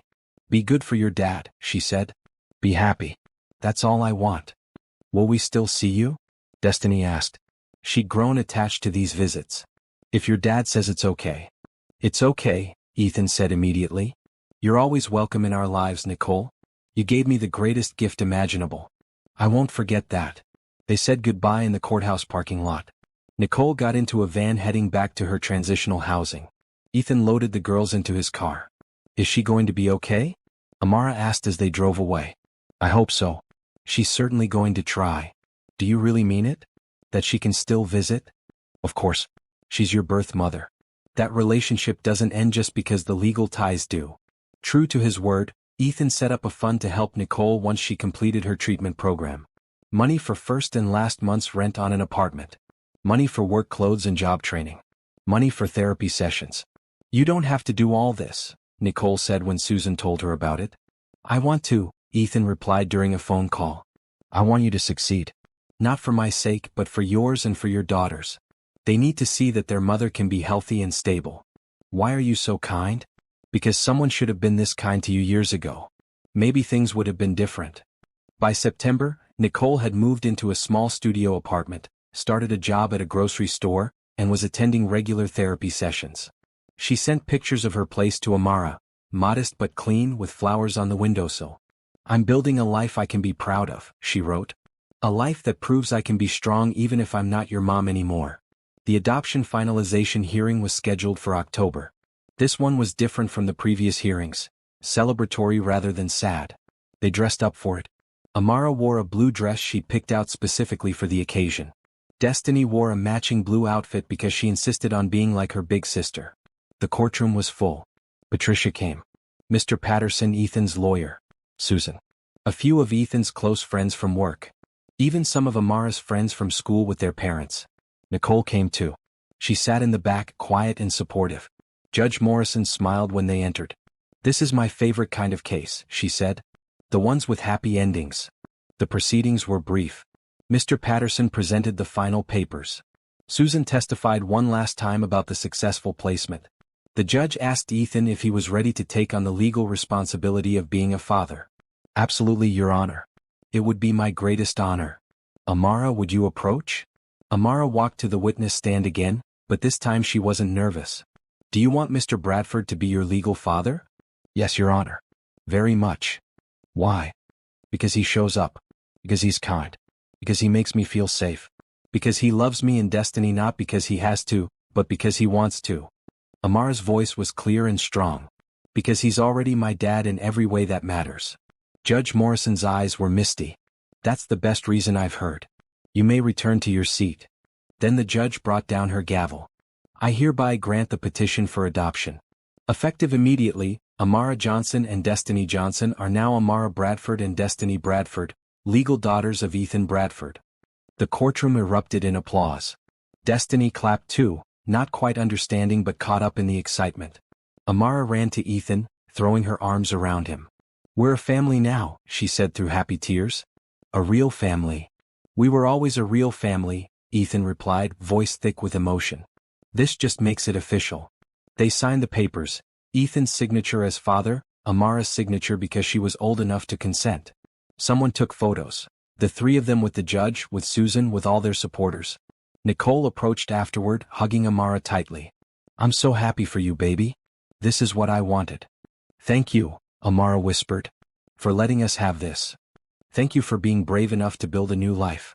You deserved better than what I could give you. You gave me life. You gave me destiny. That's something. They held each other for a long moment, mother and daughter finding peace in their complicated love. At home that evening they celebrated with a dinner that Patricia had prepared, all of Amara and Destiny's favorite foods. There was a cake that said, "Welcome to the family," in frosting letters. Destiny fell asleep early, exhausted from the exciting day.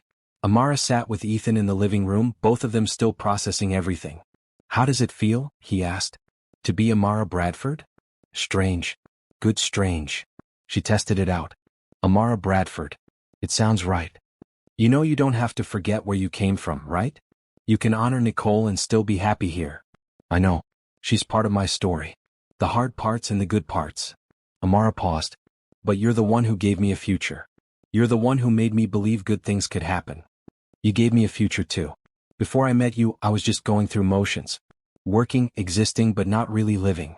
You and Destiny showed me what matters.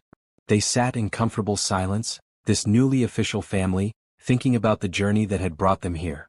From a frozen street corner to a warm home. From desperation to hope. From strangers to father and daughters. Dad. Amara tested the word, still getting used to it. Yes. Thank you for stopping that night. Thank you for seeing us. Thank you for letting me into your lives. For trusting me.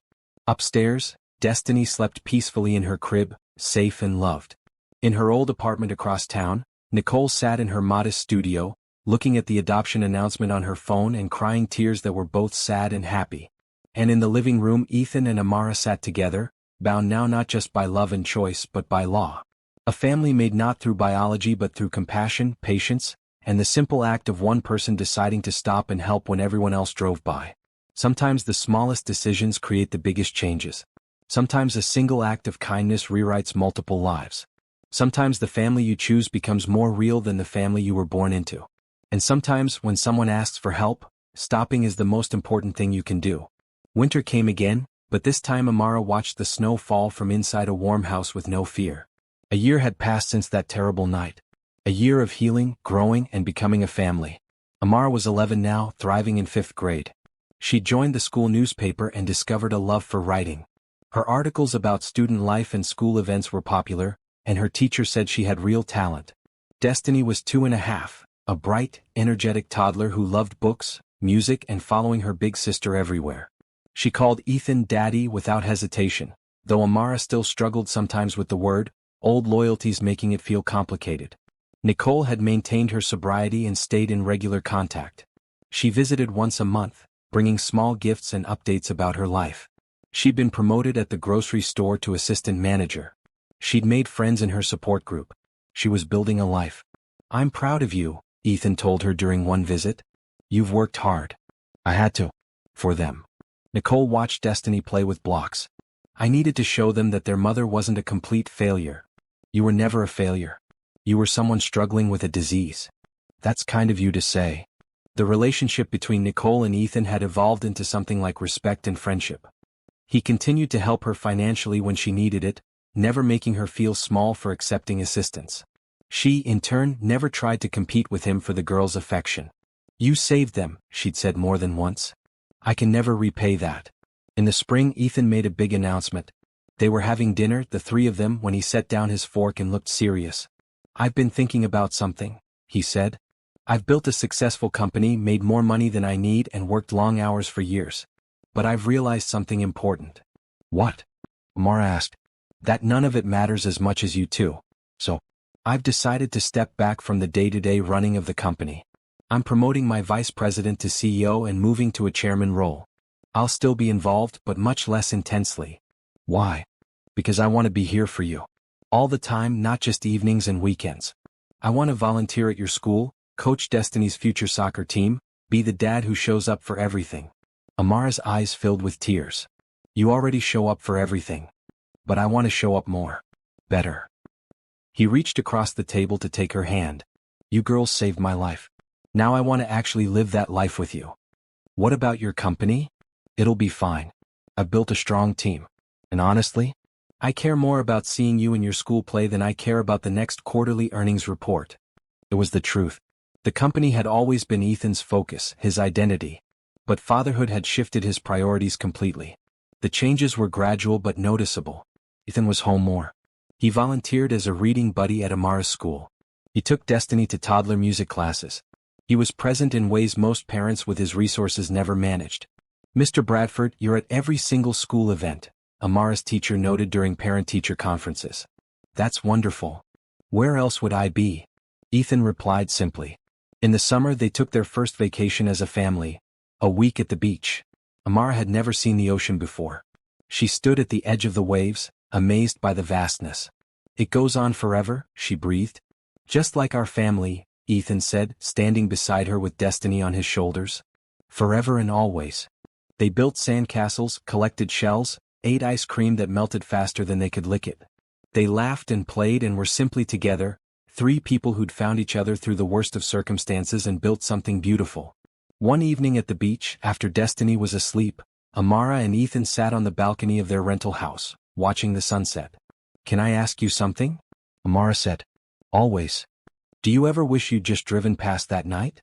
That you'd kept your nice, uncomplicated life?" Ethan looked at her, surprised. "Never. Not once. Not for a single second." "Really? Because we've made your life harder. More complicated.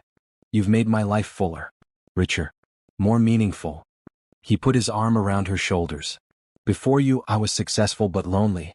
I had everything and nothing at the same time. Now I have purpose. I have love. I have a reason to wake up every morning."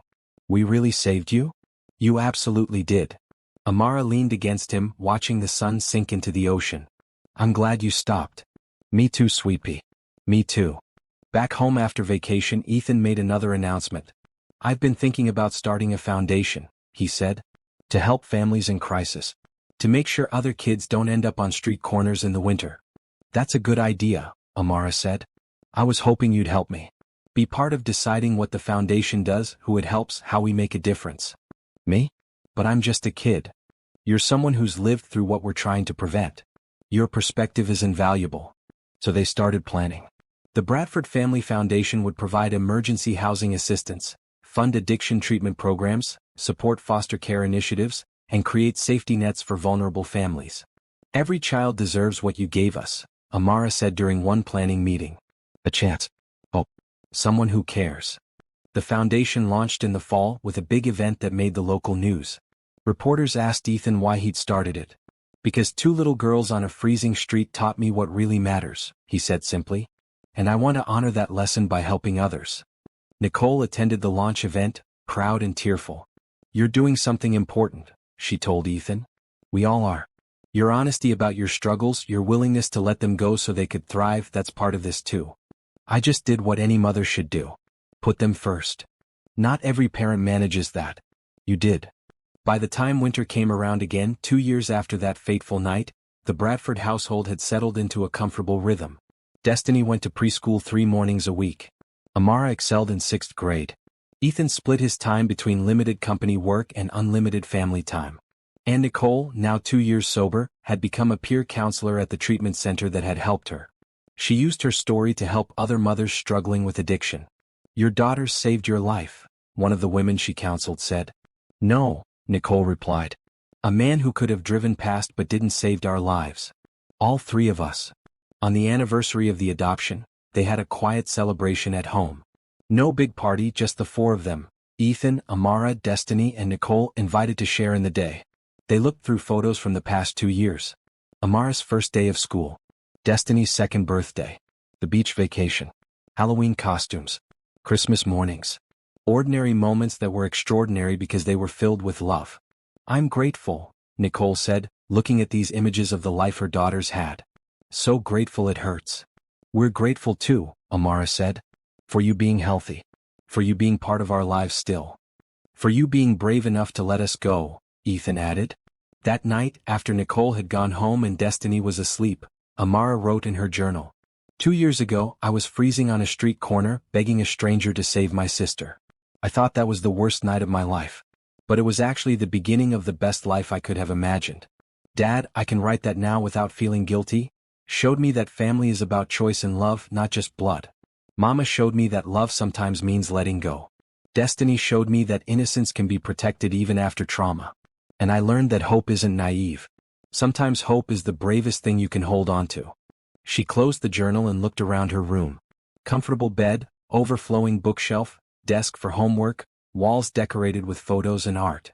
A room that was completely hers in a house that was completely home. Downstairs, she could hear Ethan washing dishes, humming along to music. Normal sounds. Safe sounds. Home sounds.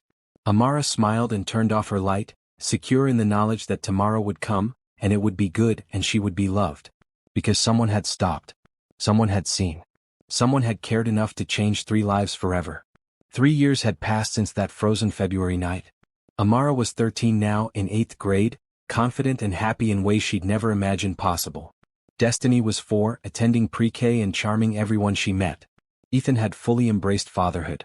His hair had more gray now, partly from age and partly from the stress of raising two girls, but he wore it with pride. "You two are worth every gray hair," he'd joke. The Bradford Family Foundation had grown beyond their initial expectations. They'd helped over 200 families in the past 2 years, providing emergency assistance, treatment funding, and long-term support. Amara was heavily involved, speaking at fundraisers, sharing her story, advocating for children in crisis.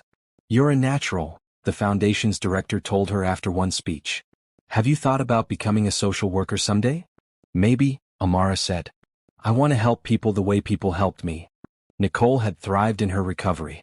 She'd gotten a small promotion at work, moved to a nicer apartment, even started dating someone who treated her well. She visited regularly, and the awkwardness between her and the girls had faded into comfortable affection. "You're more like an aunt now," Amara had told her during one visit. "Is that weird?" "It's perfect," Nicole replied. "I get to love you without the pressure of being your mom. And you get to have a dad who's actually there for you. I can love you both, you know. It's not a competition." "I know. But I also know Ethan is your real parent now, and that's okay. More than okay." One Saturday in early spring, Ethan gathered the family for an announcement. "We're going on a special outing today," he said. "Where?" Destiny asked, bouncing excitedly. "You'll see." They drove downtown to the street corner where Ethan had first seen Amara and Destiny. The area had changed. The condemned building was gone, replaced by new affordable housing. The sidewalk had been repaved. But Amara still recognized it. "Why are we here?" she asked quietly. "Because 3 years ago this is where our family began," Ethan said. "And I wanted you to see that something good can come from even the darkest places." He led them to a small plaza that had been built where the old building used to stand. In the center was a bench with a plaque. Amara read the inscription. "In memory of all the children who needed help and didn't receive it. May we always have the courage to stop, to see, and to care. The Bradford Family Foundation." Tears streamed down her face. "You made a memorial?" "I made a reminder. For this community, for ourselves, that we can always choose kindness. We can always choose to help." Destiny didn't fully understand, but she climbed onto the bench and patted the plaque. "Pretty?" "Very pretty," Ethan agreed, scooping her up. They sat on that bench for a while, 3 people who'd become a family in the most unexpected way. Around them the city moved on, people shopping, talking, living their lives. Most would never know the significance of this spot. But they knew. And that was enough. Later that day back home, Amara found Ethan in his study. "Can I talk to you about something?" she asked. "Always. School's having a career day and they want me to talk about what I want to be when I grow up. I'm thinking about telling them I want to start a nonprofit like ours. But bigger. Help kids all over the country." Ethan smiled. "That sounds like a wonderful goal. Do you think I can really do it?" "Amara, you survived impossible circumstances, rebuilt your life, and now you're thriving. You can do anything you set your mind to. Will you help me? When I'm older and ready? I'll be there every step of the way. But you won't need much help. You're already braver and stronger than most adults I know." That night, the whole family gathered for dinner. Patricia joined them as she often did now. She'd become like a grandmother to the girls. Nicole came too, bringing homemade cookies. "This is nice," Nicole said, looking around the table. "All of us together." "It's perfect," Amara agreed. After dinner, as they were cleaning up, Destiny tugged on Ethan's sleeve. "Daddy, tell the story." "Which story?" "How you founded us." "Found, not founded," but no one corrected her. Ethan scooped her up. "Well, it was a very cold night and I was driving home from work." Amara had heard this story hundreds of times. Each telling was slightly different, but the core remained the same. A man who almost didn't stop, 2 girls who needed help, and a split-second decision that changed everything. "And then what happened?" Destiny asked, even though she knew. "Then I saw your sister, brave and scared, holding you and asking me to save you first. And I knew I couldn't just drive away. So I stopped and we went to the hospital and then you came home with me. Forever. Forever and ever." Destiny clapped her hands, delighted by the happy ending she was living. Later, after Destiny was in bed and Nicole had gone home, Amara stood in the doorway of Ethan's study. "Dad." She said it easily now. "Thank you." "For what?" "For stopping. For staying. For choosing us every single day." Ethan set down the book he'd been reading.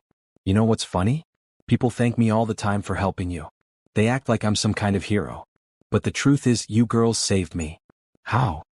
I was lonely, going through the motions. I'd lost my wife, buried myself in work, and stopped really living.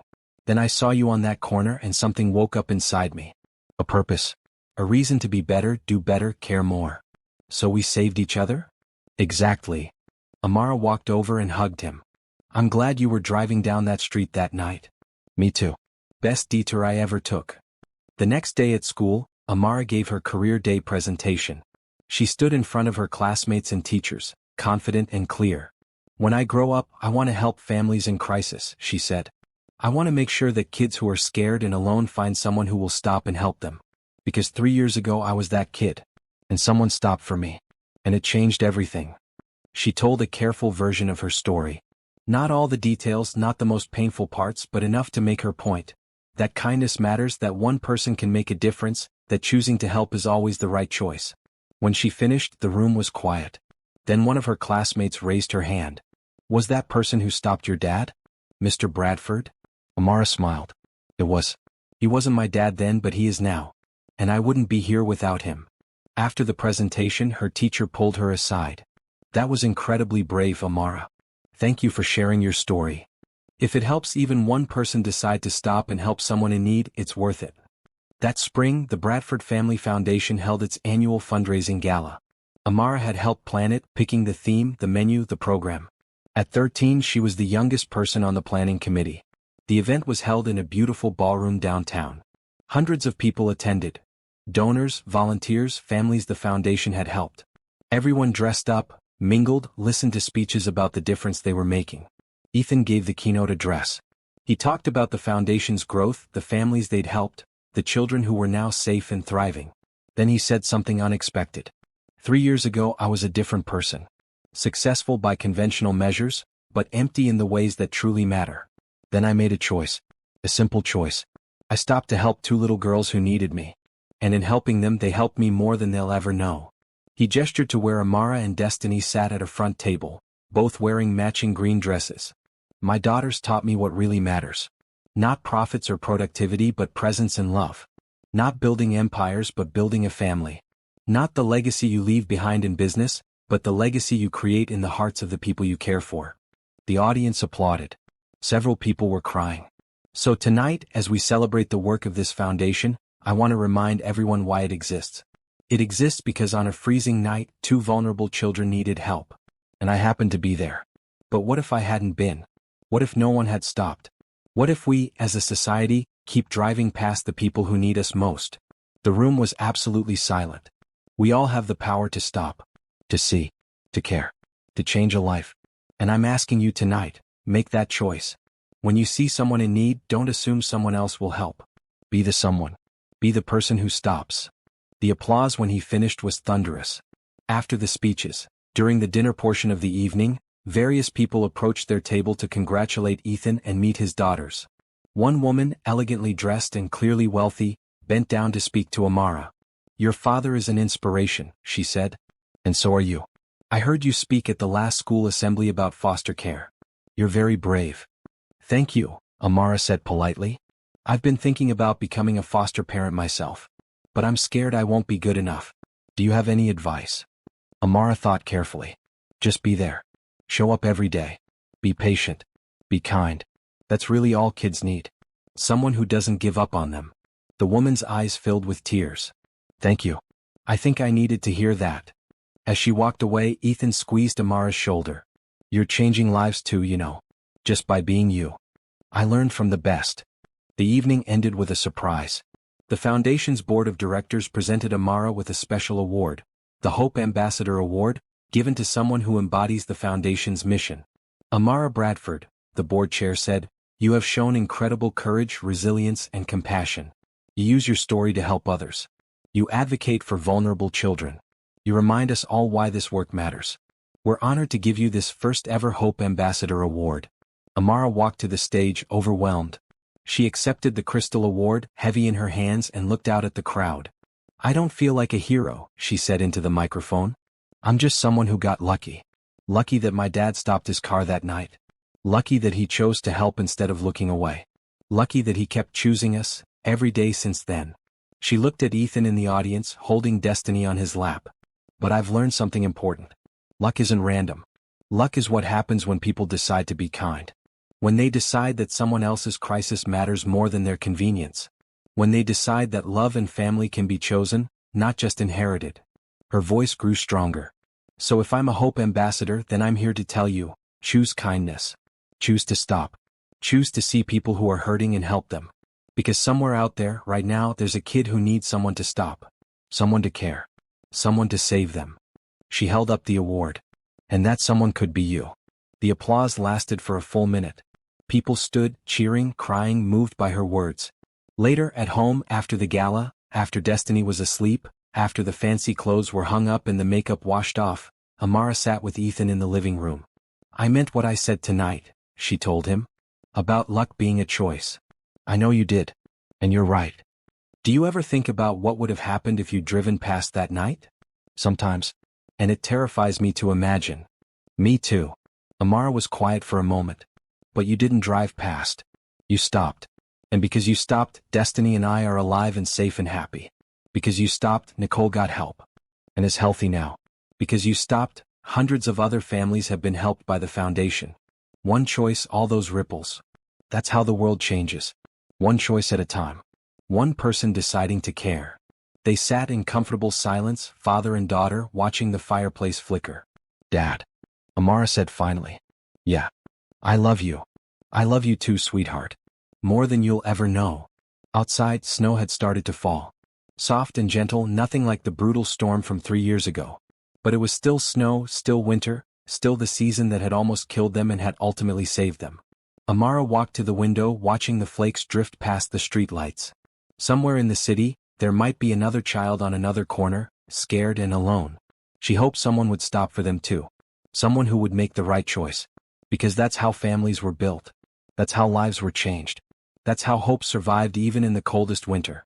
One person, one moment, one choice to stop and care. Behind her, Ethan turned off the lights. Ready for bed? Yeah.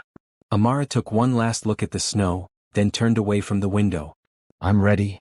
They walked upstairs together, this family that had been formed in crisis and had become unbreakable through love. Past Destiny's room, where she slept peacefully, safe and warm. Past Patricia's empty guest room, where she stayed when needed. Past the photos lining the hallway, birthdays, holidays, ordinary moments made extraordinary by the love surrounding them. Amara paused at her bedroom door. Dad? Thanks for not giving up on us. For keeping us. For making us a family. You don't have to thank me for that. Being your father is the greatest privilege of my life. Still. Thank you. You're welcome. Now get some sleep. Tomorrow's a school day. Good night, Dad. Good night, Amara. She closed the door and looked around her room. Everything she needed was here. More importantly, everyone she needed was here, just down the hall, always within reach, always present, always there. Amara climbed into bed and pulled out her journal, now volume 4. She wrote, 3 years ago, I asked a stranger to save my sister first. Today I realize he saved us both. Not just from that night, but from all the nights before and all the days after. He gave us more than shelter and food. He gave us family, stability, love, and hope. He showed us that good people exist. That kindness is real. That family is what you build, not just what you're born into. Tomorrow I'll wake up in this safe, warm house. I'll eat breakfast with my dad and my sister. I'll go to school and come home to people who care about me. It's ordinary. It's simple. It's everything. And it all started because one man decided to stop his car on a frozen street and help 2 girls he didn't even know. May we all be that person when we're needed. May we all choose to stop. She closed the journal, turned off her light, and went to sleep. Outside, the snow continued to fall, covering the city in white silence. But inside the Bradford house, everything was warm and safe and exactly as it should be. A family built not by blood but by choice, by love, by one man's decision to stop when everyone else drove past. And in the morning they would wake up together, this family forged in crisis and strengthened by love, ready to face another day of building a life worth living. Because someone had stopped. Someone had cared. Someone had seen 2 children in need and had decided that their lives mattered more than his convenience. And that one decision had saved them all.